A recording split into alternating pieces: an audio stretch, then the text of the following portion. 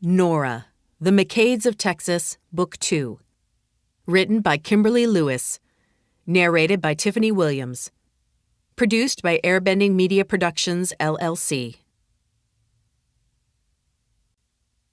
You're not going to pass out, are you? Chase blinked a few times and gave the woman a questioning look. Pass out? No, why? She smiled in a cute way with her head just slightly tilted to the side, and his heart literally did a double skip. What the hell? What am I, in junior high? Get hold of yourself, O'Donnell. I mentioned that this might sting, she said and held the wipe for him to see. And you got this blank stare on your face. I think you may have even stopped breathing. Shit. No, I'm all right. He gave her a playful smirk and added, It's probably just a side effect from being hit upside the head. Very funny, she told him with a smile and scooted her chair closer to him. Taking his chin in her hand, the woman angled his face and began to dab at his cut with the antiseptic wipe. I am really sorry about this. She had positioned herself so that his thigh rested between hers, which he knew she had done in an effort to get closer so she could clean his wound properly. But every once in a while, her thigh would brush against his, and he was back to square one trying his hardest to control his traitorous hormones. It's okay, really, he told her, hoping that if he engaged in a conversation with her that he'd be able to get a hold of himself.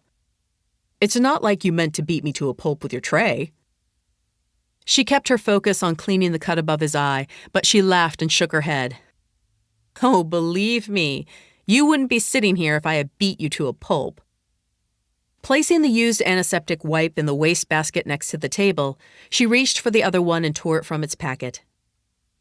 I guess that's your subtle way of telling me you're a woman who knows how to handle her own business?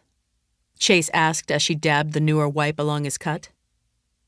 Years of working in a place like this, you kinda have to, she told him and tossed the wipe in the wastebasket along with the other.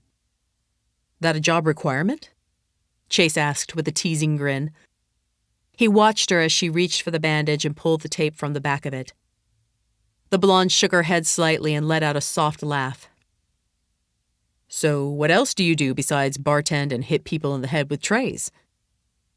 You sure do ask a lot of questions, she told him with a smile as she secured the bandage over his cut. If I'm not mistaken, you're the one who's supposed to be asking me all the questions. Oh, is that so? She said, removing the gloves and tossing them in the basket with the other trash. Yeah, in case I have a concussion.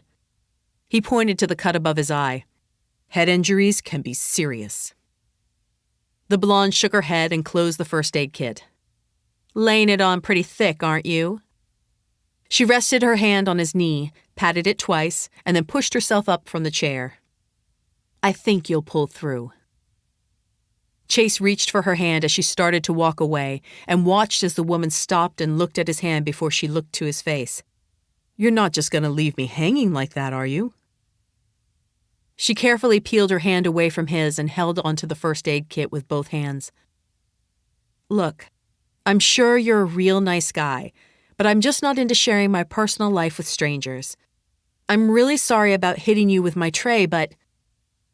Chase stood and slowly pushed the chair under the table. I completely understand, he told her, then held his hand out for her to shake. I'm Chase O'Donnell. The woman looked at his hand, then up to his face, and placed her own hand in his. Nora McCade. Now we ain't strangers, he told her and cringed inwardly at his choice of words. Less than a day in Hickville and he was already using the local lingo. But then Nora let out a soft laugh and he smiled curiously. What's so funny? Nothing, she told him and shook her head. You do realize you just quoted Forrest Gump, don't you? Chase chuckled, removed his hand from hers, and used it to rub the back of his neck. Shoot, I guess I did.